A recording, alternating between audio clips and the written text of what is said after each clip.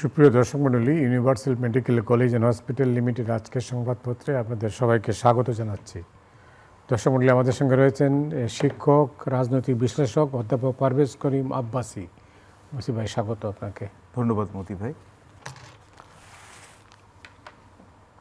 আমার দেশের শিরোনাম হচ্ছে, হাদিকে আজ নেওয়া হচ্ছে সিঙ্গাপুরে, রেমিটেন্সে ভর করে দাঁড়িয়ে আছে দেশের অর্থনীতি। মানবজমিন, হাদির হামলাকারীরা ভারতে ঢুকলে গ্রেপ্তারের আহ্বান, ভারতীয় হাইকমিশনারকে তলব, কে এই শুটার মাসুদ। কালবেলা দেশ ছেড়ে পালিয়েছে দুই মোস্ট ওয়ান্টেড, বিএনপি 3 বিষয়ে মহাব্যস্ত। দেশ রূপান্তর, জীবন দিয়েও মুক্তিযোদ্ধা হতে পারেননি 11 ক্লিনার, কাঁদছে দেশ, কাঁদছে পরিবার। সময়ের আলো, হাদিকে হত্যা চেষ্টাকারীদের অবস্থান নিয়ে ধোঁয়াশা, নির্বাচনী কর্মকর্তারা আতঙ্কে। ইনকিলাব পরিকল্পনার নেপথ্যে কারা, শহীদ বুদ্ধিজীবী দিবস পালিত। খবরের কাগজ, নির্বাচন নির্বিঘ্ন করতে আইনশৃঙ্খলার জোর, সরকারের নিয়ন্ত্রণে নেই পণ্যের বাজার। শিরোনামে ওসমান হাদি, তার অবস্থা এখনও সংকটজনক, খুব অবস্থা যে খুব একটা ভালো নেই। তাকে সিঙ্গাপুর নিয়ে যাওয়া হচ্ছে, আমার দেশের খবর, বিভিন্ন কাগজে তাই আছে, বিদেশ নিয়ে যাওয়া হচ্ছে। এবং এই সম্পর্কে আপনি নিশ্চয়ই জানেন, ঢাকায় নিযুক্ত ভারতীয় হাইকমিশনারকে পররাষ্ট্র মন্ত্রণালয়ে তলব করে বলা হয়েছে তার হত্যাকারীরা যাতে ভারতে ঢুকতে না পারে। এর পরপরই ভারতের তরফেও একটা বিবৃতি দেওয়া হয়েছে, আপনি নিশ্চয়ই দেখেছেন। তো মোটা দাগে কীভাবে আপনি দেখছেন? প্রথমত আমি বলবো যে অনুষ্ঠানটা শুরু করব হচ্ছে, ওসমান হাদি একজন সাহসী তরুণ। অনেকে আছেন যারা হয়তো বা তার অনেক কিছু বক্তব্য বা ইত্যাদি তার সাথে হয়তো একমত পোষণ করতে পারে না, কিন্তু এটা তো অস্বীকার করা যাবে না যে জুলাই আন্দোলনের পর থেকে একজন বলিষ্ঠ কণ্ঠের অধিকারী, একজন সাহসী কণ্ঠের অধিকারী, তরুণ বাংলাদেশি প্রজন্মের একজন প্রতিনিধি হিসাবে আমরা যদি দেখতে পারি, ওসমান হাদি তার মধ্যে একজন।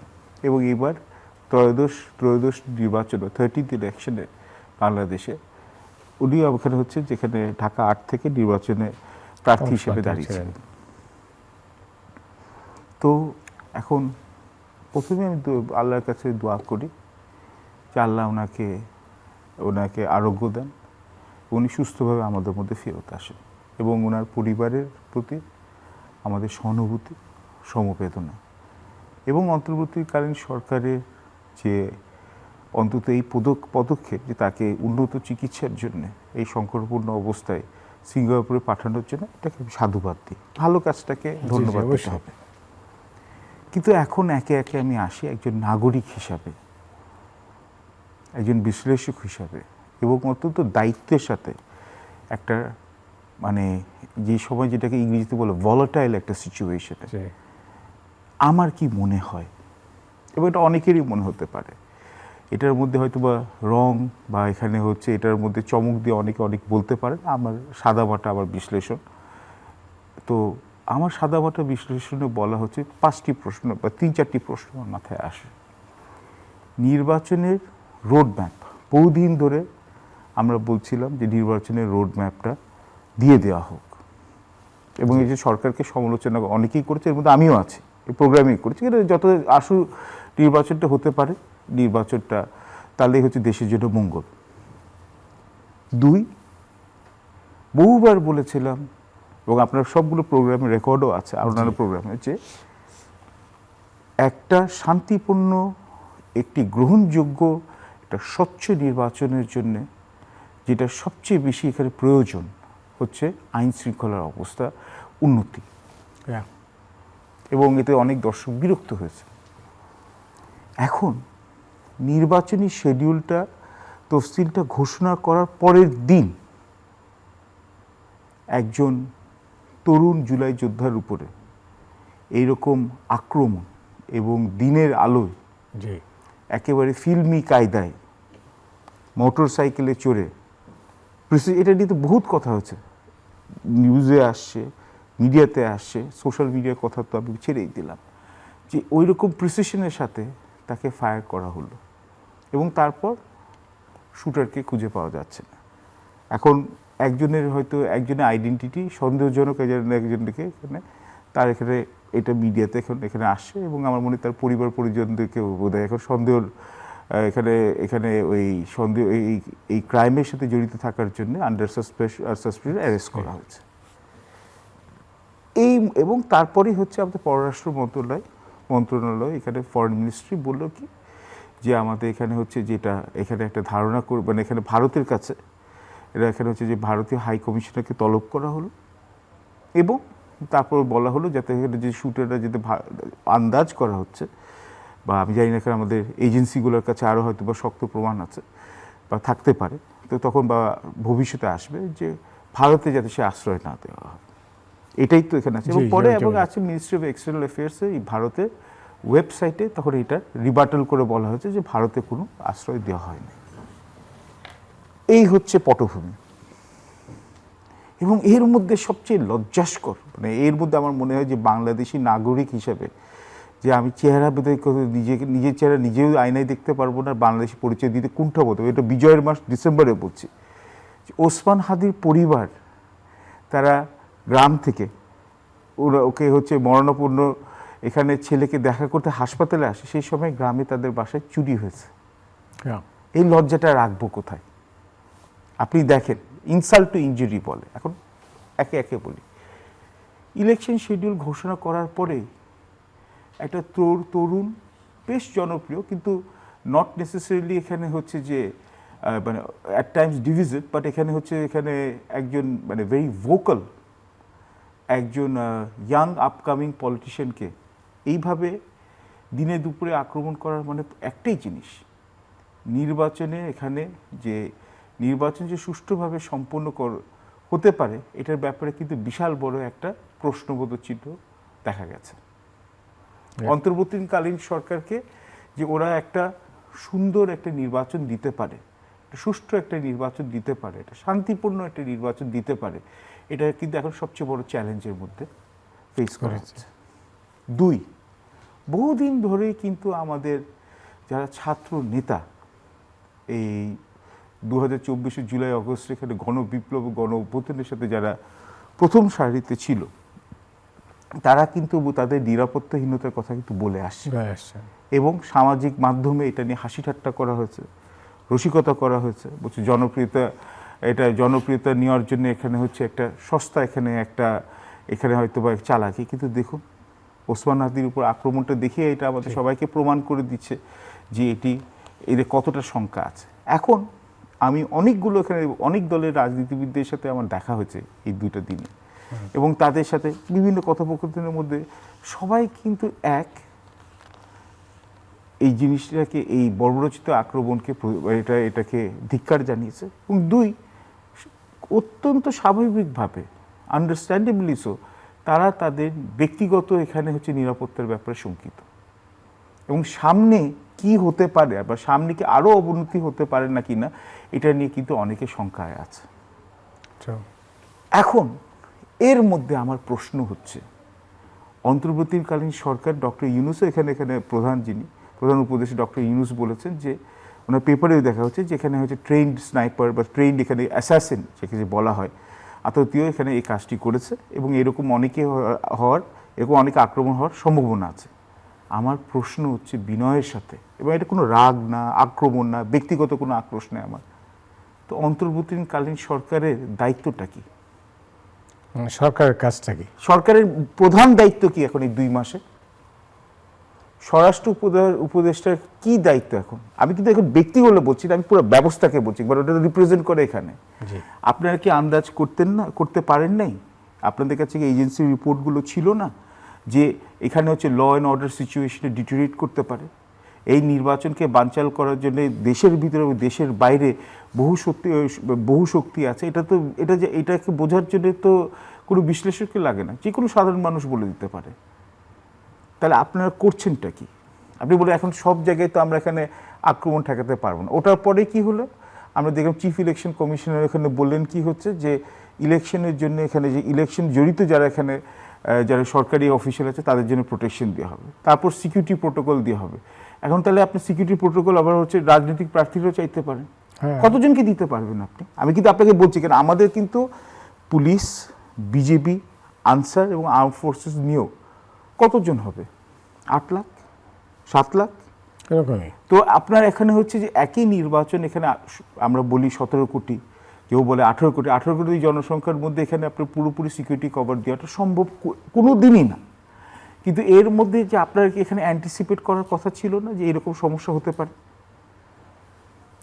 এবং যখন নির্বাচনী আমেজটা জাস্ট এখানে সৃষ্টি হওয়া শুরু করেছে, নির্বাচনী প্রচারণা যা শুরু হচ্ছে, তখন এই কাহিনীর জন্য এখন কিন্তু আপনি ইলেকশনের কথা মানুষ কম বলছে, ওসমান হাদি নিয়ে কথা বেশি বলছে স্বাভাবিকভাবে। এবং মানুষ ভাবছে যে সামনে কি হবে।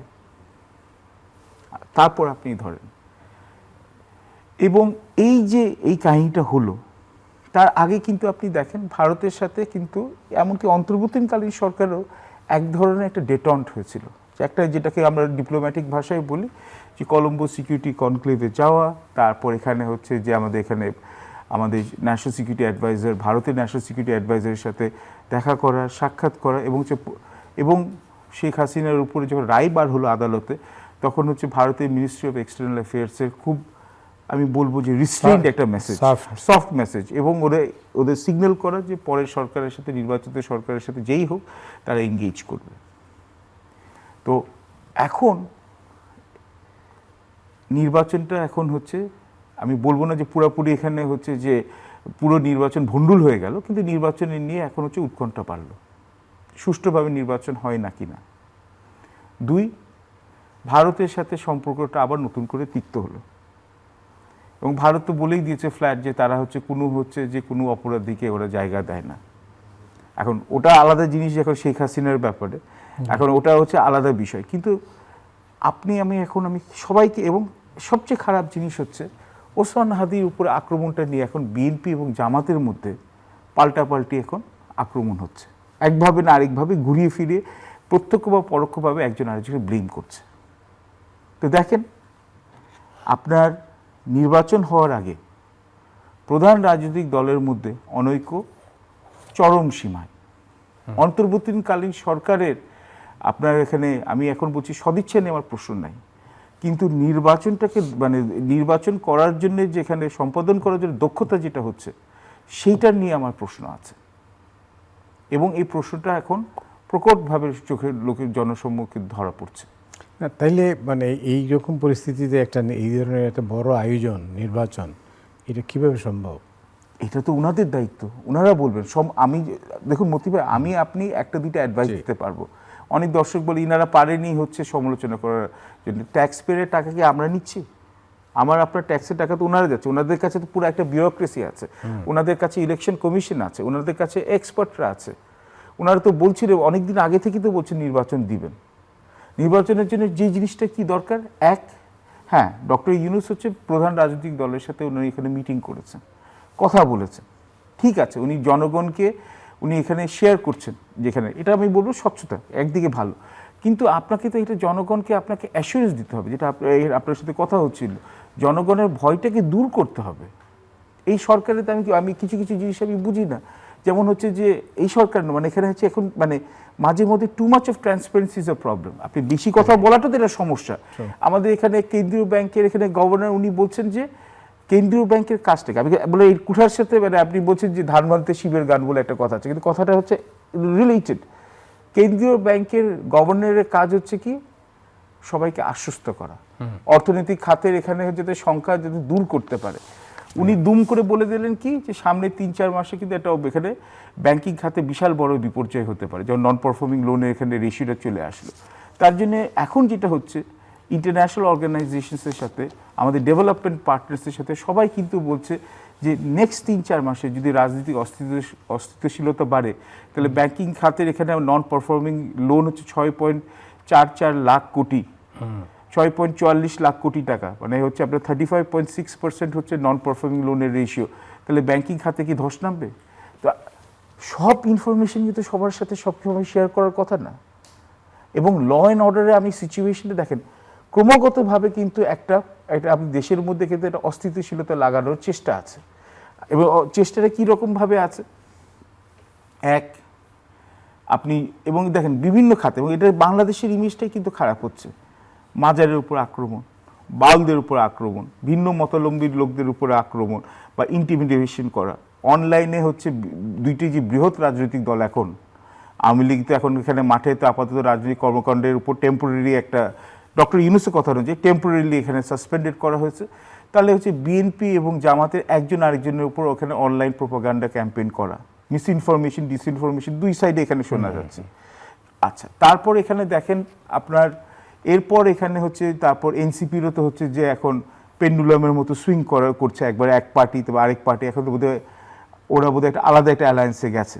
আচ্ছা, তারপর এখন আপনি যদি দেখেন এর পরের মধ্যে হিসাব হচ্ছে যে অর্থনীতি হচ্ছে ক্রমাগত হচ্ছে যে এখানে চাপের মধ্যে আছে। 4 মাস ধরে আমাদের রপ্তানি কমে আসছে, ক্রমাগত 4 মাসে আপনার রপ্তানি কমে আসছে। 45 মাস ধরে হচ্ছে আপনার মূল্যস্ফীতি হচ্ছে আপনার মজুরির চেয়ে বেশি। তার মানে মানুষের রিয়েল ইনকাম যেটা হচ্ছে কমে যাচ্ছে, স্পেশালি শ্রমিক এবং খেটে খাওয়া মজদুরের। আচ্ছা, এর মধ্যে যদি আপনি দেখেন এক রেমিটেন্সের উপরে এখন বাংলাদেশ এখানে হচ্ছে এক চাকার ইঞ্জিনের মতো চলে আসছে, মানে টিকে আছে। এই রেমিটেন্স, আগে বলতাম আমরা রেমিটেন্স, আরএমজি আর কৃষিখাত, এটাই হচ্ছে আমাদের দেশকে চালিয়ে নিয়ে যাচ্ছে। রেডিমেড গার্মেন্টসে এখানে হচ্ছে যে আমাদের রপ্তানি কমে যাচ্ছে, কেন ওই ট্যারিফের এফেক্টটা পড়ছে। 2, আমাদের এখানে হচ্ছে যে রপ্তানি খাতে যেহেতু কমে যাচ্ছে, আপনাদের একেবারে হচ্ছে যে আপনার বেসরকারি খাতের মধ্যে হচ্ছে এখানে হচ্ছে নতুন কর্মসংস্থান হচ্ছে না, বৈদেশিক বিনিয়োগ হচ্ছে না। এটা পুরানো কথা, বলতেও ভালো লাগে না, কিন্তু এই অবস্থার মধ্যে আমাদের এবং রোহিঙ্গা এখানে সংকট এখনো সমাধান হয় নাই, ভারতের সাথে সম্পর্ক ভালো হয় নাই, ভারত এবং চীনের মধ্যে এখানে একটা স্নায়ুযুদ্ধ চলছে, যের মধ্যে হচ্ছে বাংলাদেশের সেন্টারে আছে। আবার হচ্ছে চীন এবং যুক্তরাষ্ট্রের মধ্যে একটা স্নায়ুযুদ্ধ চলছে, যার মধ্যে বাংলাদেশ হচ্ছে এটা একটা ফুটবলের মতো এখানে আছে। তো এতগুলো সমস্যার মধ্যে একটা সরকারের প্রতি, এবং আমি বলছিলাম যে এই অর্থনীতির জন্য এখানে দায় হচ্ছে অন্তর্বর্তীকালীন সরকার, কিন্তু আপনি এখানে যে ঐক্য কমিশন করলেন, ঐক্য কমিশন থেকে অনৈক্য শুধু সৃষ্টি হলো। আপনি গণভোটের ব্যাপারে যে আমরা এখানে এত যে কষ্ট করে আনা হলো, যে এখানে যে মানুষের মধ্যে অ্যাকাউন্টেবিলিটি, তারপর হচ্ছে রুল অফ ল, তারপর ট্রান্সপারেন্সি আনা, গ্রেটার ওভারসাইট, গণভোটটা শেষ পর্যন্ত কি হলো, যেটা এখানে আমাদের তরুণ সম্প্রদায়ের যেটা বড় একটা আকাঙ্ক্ষা ছিল, গণভোটটা কিন্তু এক অর্থে কিন্তু হচ্ছে সাইড হয়ে গেল। গণভোটে নিয়ে কিন্তু এখন কোনো কথা হচ্ছে না। আচ্ছা, তারপর আপনি দেখুন এই সরকারে, আমি এই সরকার বলছি কেন, যে সরকারে থাকবে তার উপরে তো মানুষের প্রত্যাশা থাকবে, তা তো ওটাই। আমার আপনার উপর তো প্রত্যাশা নেই। এখানে হচ্ছে যে আমাদের এখানে, এবং হচ্ছে যে ওদের উপর মানুষের যোগ্যতা আছে। প্রথম আলোর এখানে জরিপে দেখা গেছে যে 50% মানে অধিক মানুষ ডক্টর ইউনূসের উপরে এখনো হচ্ছে যে তারা ফেথ রাখে, এটাও কিন্তু আস্থাশীল আছে, মানে এটা কম কথা না। কিন্তু ডক্টর ইউনূস, আমি বারবার বলেছি, উনি যে ওনার জন্য যে লেগেসিটা রাখবেন, ইটস অল অ্যাবাউট লেগেসি। ওনার কিন্তু চাওয়া পাওয়ার কিছু নাই, ব্যক্তিগত জীবন, নোবেল প্রাইজও হয়ে গেছে, বাংলাদেশে উনি প্রধান উপদেষ্টাও হয়ে গেছেন, গ্রামীণ ফাউন্ডেশন যেটা ওনারই সৃষ্টি করা জিনিস, ওটাকে রিভাইভ করতে পেরেছেন। এবং যদি এটা নির্বাচনটা দিতে পারেন, মোটামুটি একটা সুষ্ঠু নির্বাচন দিতে পারেন, গ্রহণযোগ্য নির্বাচন দিতে পারেন অধিকাংশ মানুষের কাছে, অধিকাংশ আমি বলছি, সবাই না, অবশ্যই যারা আওয়ামী লীগ সমর্থন করে তারা বলবে হচ্ছে যে আওয়ামী লীগ তো নাই, তো আমরা এখানে নাই, কিন্তু অধিকাংশ মানুষের জন্য একটা সুষ্ঠু নির্বাচন 16 বছর পর সবার একটা আকাঙ্ক্ষা আছে, বা 18 বছর হতে যাচ্ছে। কিন্তু আপনি কি দেখেছেন এখানে কোনো অ্যাকাউন্টেবিলিটি গভর্নমেন্টের? অ্যাকাউন্টেবিলিটি কি ব্যাপারে? একজন উপদেষ্টাকে সরানো হয়েছে for non performance of duty? না, সরানো হয়। এবং আচ্ছা ঠিক আছে, এটাকে বলা হয় লয়্যালটি, কিন্তু লয়্যালটি একটা জায়গায় কিন্তু আপনার লয়্যালটি এবং এফিসিয়েন্সি, এটার দুটো কিন্তু সাংঘর্ষিক হয়ে যায়। যাকে আমি ভরসার মানুষ তাকে রেখে দিলাম, তো সেই লোকটা যদি কাজটা ডেলিভার না করতে পারে তাহলে তো সমস্যা। ব্যক্তিগতভাবে আমি শিওর এখানে হচ্ছে প্রত্যেকজন এখানে যারা ডক্টর ইউনূসের গভর্নমেন্ট আছে সবাই ওয়েল মিনিং ধরে নিলাম, কিন্তু এখানে হচ্ছে যে গভর্নমেন্টে অন্তর্বর্তীকালীন সরকার যেটা সবচেয়ে দরকারি জিনিস ছিল, যে মানুষের আস্থাটা নেওয়া, যে আমরা নির্বাচনটা করব এবং যে কোনো রকমের এখানে এটা নিয়ে যে এটার উপর যে এটা বাধা সৃষ্টি করবে শক্ত হস্তে দমন করব। এখন দেখেন, মোবাইল অপারেটর থেকে অটোর যে আপনার যেটা বলি ব্যাটারি রিক্সা, যেটাকে আমরা টেসলা বলি, বাংলাদেশের টেসলা থেকে ছাত্ররা ঢাকা কলেজ এবং হচ্ছে আপনার ঢাকা কলেজ, তারপর বড় ভার্সেস এখানে অন্যান্য কলেজে এখানে হরহামেশা মারপিট হচ্ছে। যে কেউ চাইছে শাহবাগে বসে যাচ্ছে, এখানে হচ্ছে ঢাকায় এখানে জ্বর সৃষ্টি করে দিচ্ছে। স্বাধীনতা মানে তো এখানে হচ্ছে উশৃঙ্খলতা না। এইগুলো কিন্তু, এবং বহুদিন ধরে বলেছিলাম যে একটা সরকারে যখন আপনি আছেন, আপনি সবার কাছে জনপ্রিয় হতে পারবেন না, কিন্তু আপনি এখন কি করছেন, সবাইকে খুশি করতে গিয়ে আপনার এফেক্টিভনেসটা এখানে কমে যাচ্ছে, সবাই আপনাকে দুর্বলতা ভাবছে, আপনাকে এটা দুর্বল ভাবছে, এবং perception is more important then reality. আপনাকে তো একটা জায়গায় তো এখানে এখানে আসতে হবে, এবং এখানে আমার মনে হয় প্রধান রাজনৈতিক দলগুলো যারা আছে, যারা নির্বাচনে যারা এখন আশা করি অংশগ্রহণ করবে, তাদের মধ্যে এটা দেখতে হবে যে দেশের স্বার্থে দেশের ওদের কিছু কিছু ব্যাপারে ঐক্য এখানে স্থাপন করতে হবে। একজন আরেকজনের উপর কাদা ছুড়াছুড়ি না করে, একজন জাতীয়তাবাদের কথা বলছে, একজন ধর্মের উপরে এখানে একটা আলাদা এখানে হচ্ছে এটা পলিটিক্যাল ইসলামের কথা বলছে, এনসিপি তরুণদের নিয়ে এখানে এক ধরনের একটা আইডিওলজি বলছে, ভালো কথা, কোনোটাই সমস্যা নাই, কিন্তু দেশের স্বার্থে এদের মধ্যে কমন এখানে ইউনিটি হওয়া উচিত। নাহলে যে কাঙ্ক্ষিত যে নির্বাচনের জন্য করেছে, কাঙ্ক্ষিত গণতন্ত্রের জন্য যেখানে এতকাল এই দলগুলো এবং তরুণরা যে এখানে বহু বছর ধরে সংগ্রাম করেছে, 1400 মতো এখানে আমাদের এখানে তরুণীরা শহীদ হয়েছে, তাহলে এদের যে আত্মত্যাগ, এটা তো পানিতে যাবে। রাইট। আমি খবরের কাগজের শিরোনাম ছিল যে সরকারের নিয়ন্ত্রণে নেই পণ্যের বাজার। সরকারের কোন জিনিসটা নিয়ন্ত্রণে আছে?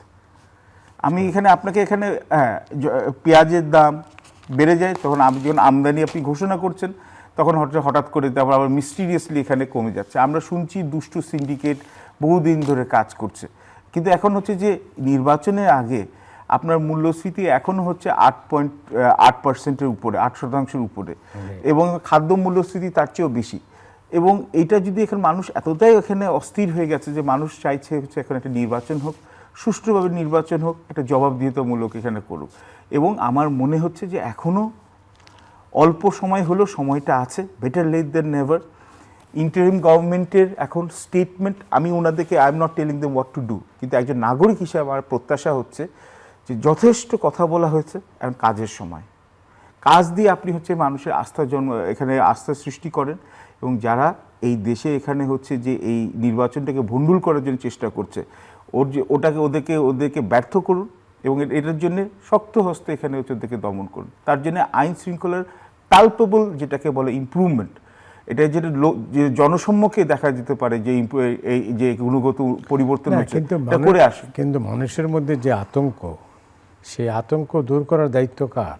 সরকারের। রাজনৈতিক দল কিভাবে, সেটা তো দেখছি না আমরা।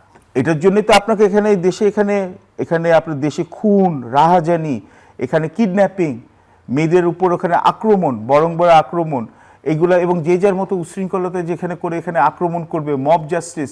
এই মব জাস্টিসের উপর যে ওরা প্রথমে ওরা কন্ডেম করে নেয়, সেই মব জাস্টিস এখন এই সরকারকে টেনে নিয়ে যাচ্ছে।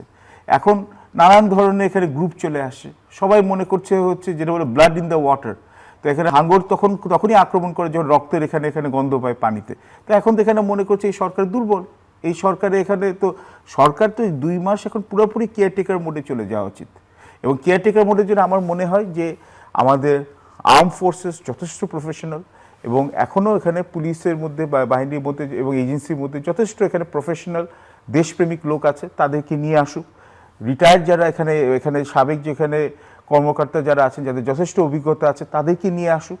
দেশের এই বিপদের কালীন অবস্থায় ক্রান্তি লগ্নে কেন লোকগুলো আসবেন, এবং রাজনৈতিক দলগুলোর সাথে এখানে সিরিয়াসলি বসে আলাপ আলোচনা করুক। কেন আমরা সবাই এখন মনে করছি যে এখানে হচ্ছে ক্ষমতায় গিয়ে কী হবে, আগে ক্ষমতায় তো যাওয়ার জন্য তো রাস্তাটা চেষ্টা করতে হবে। তো এইটার জন্য হচ্ছে যে অন্তর্বর্তীকালীন সরকারকে এখন সিরিয়াসলি এখন হচ্ছে আমি একটাই জিনিস, এখন সব কোনো কিছু বাদ দিয়ে law and order situation improve করেন। 3 দলের সঙ্গে বৈঠক করে কি এই সমস্যার সমাধান সম্ভব? কোনোদিনই সম্ভব না। কিন্তু এখন 3 দলে এখানে তারা নিজেদের মধ্যে হানাহানি অন্তত বন্ধ করুক, তাদের সমর্থকদের মধ্যে সংঘর্ষ বন্ধ, সেটাও তো আমরা দেখছি না। তাহলে সারা বিশ্বে কি টেলিগ্রাফ করা হচ্ছে যে আমরা এই 18 মাসেও আমরা নিজেদেরকে এখন হচ্ছে যে আমরা সংযম আনতে পারলাম না, নিজেদেরকে সংশোধন করতে পারলাম না, এবং গণতন্ত্র আমরা মুখেই বলি, কিন্তু গণতন্ত্রের জন্য যে আত্মত্যাগটা করা হয়, বা আত্মত্যাগ করে এটাকে ধরে রাখার মতো যে এই যে একটা সংগ্রামী যে একটা মনোভাব, এটা তো আমাদের মধ্যে দেখাতে পারছি না। 70 সন থেকে কিন্তু আমরা একটা নির্বাচনের জন্য লড়াই করছি। তো আজকে এত বছর পরে, 54 বছর পরে আমরা কি দেখছি? একই জিনিস, যাহা লাও তাহাই কুদু। কিন্তু একটা কথাই বলবো, history repeats for those who do not learn from it. তো ইতিহাস বারবার পুনরাবৃত্তি হয় তাদের জন্যেই যারা ইতিহাসের শিক্ষাটা নেয় না। তো ইতিহাসের শিক্ষাটা নিই, নিজেদেরকে শুধরাই এবং হচ্ছে আমাদের দেশের গণতান্ত্রিক অধিকারগুলো যেখানে আমাদের দেশের তরুণদের যে আশা আকাঙ্ক্ষা, আমাদের এখানে এখানে আমাদের দেশের দল মত ধর্ম নির্বিশেষে সকল মানুষের অধিকার আছে যে সুখ শান্তিতে ওরা থাকতে পারে এবং হচ্ছে জানমালের নিরাপত্তা থাকে এবং কথা বলার স্বাধীনতা থাকে এবং হচ্ছে তাদের গণতান্ত্রিক এবং নাগরিক অধিকার যাতে ওরা এক্সারসাইজ করতে পারে। এটার জন্য প্রথম ধাপটা হচ্ছে একটা সুষ্ঠু নির্বাচন। অন্তর্বর্তীকালীন সরকার ওটার উপরেই মনোযোগ দেয়। অনেক ধন্যবাদ আপনাকে। দর্শক মণ্ডলী, আজ এ পর্যন্তই। আমরা সবাই ভালো থাকুন। শুভরাত্রি।